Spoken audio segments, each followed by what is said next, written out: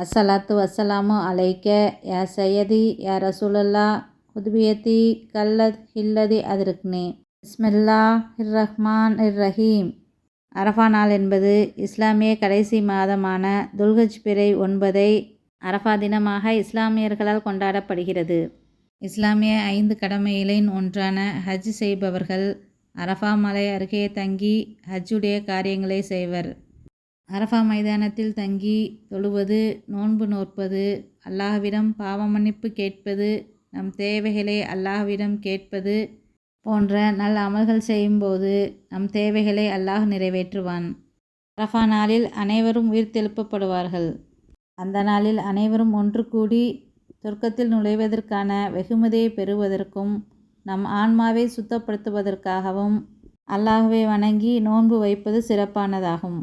அந்த நாளில் நபி பெருமானார் ஸல்லல்லாஹு அலைஹி வஸல்லம் பிரியாவிடை சொற்பொழிவை நிகழ்த்தி குர்ஆன் மற்றும் சுன்னாவை பின்பற்றுமாறு உரையாற்றினார்கள். அன்று இஸ்லாமிய மார்க்கம் முழுமையடைந்த நாள் மற்றும் அல் குர்ஆனில் ஆயத்து ஒன்றும் அருளப்பட்டது. அரஃபா நாளன்று அதிகமான ஆன்மாக்களை அல்லாஹ் நெருப்பிலிருந்து விடுவிக்கிறான். மன்னிப்பையும் பாதுகாப்பையும் பெறுவதற்கான ஒரே வழி அரஃபா நாளன்று நோன்பு நோற்பதாகும். பெருநாளுக்கு முதல் தினம் அரஃபா தினமாகும். அரஃபா மலைக்கு பயணம் செல்லாமல் ஹஜ் பூர்த்தியடையாது.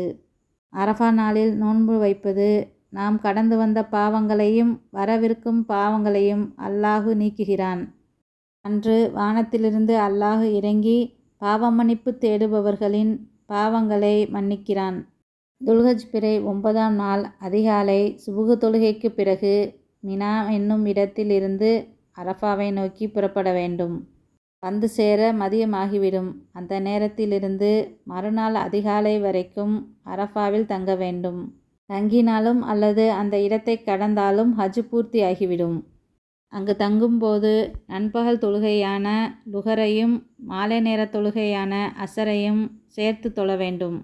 அனைத்து ஹாஜிகளும் ஒன்று இணையக்கூடிய தினம்தான் அரஃபா தினமாகும். அந்த நாளில் பாவ மன்னிப்பு வழங்கி நம் தேவைகளை அல்லாஹ் நிறைவேற்றுகிறான். அரஃபா நாளில் முஹம்மது நபி ஸல்லல்லாஹு அலைஹி வஸல்லம் இறுதி பேருரை நிகழ்த்தி முஸ்லிம்களிடையே ஒற்றுமையையும் சமாதானத்தையும் நிலைநாட்டினார்கள். அரஃபா மலையை ஜபலே ரஹ்மத் என்று அழைக்கப்படுகிறது. நபி ஆதம் அலைஹிஸ்ஸலாமும் ஹவ்வா அலைஹிஸ்ஸலாமும் மீண்டும் இணைந்தது இந்த மலையில்தான். இது பாவ மன்னிப்பிற்கான இடமாகும். அரஃபா தினத்திற்கு அடுத்த நாள் ஈதுல் அதா கொண்டாடப்படுகிறது. அஸ்ஸலாமு அலைக்கும் வரஹ்மத்துல்லாஹி பரகாத்துஹு.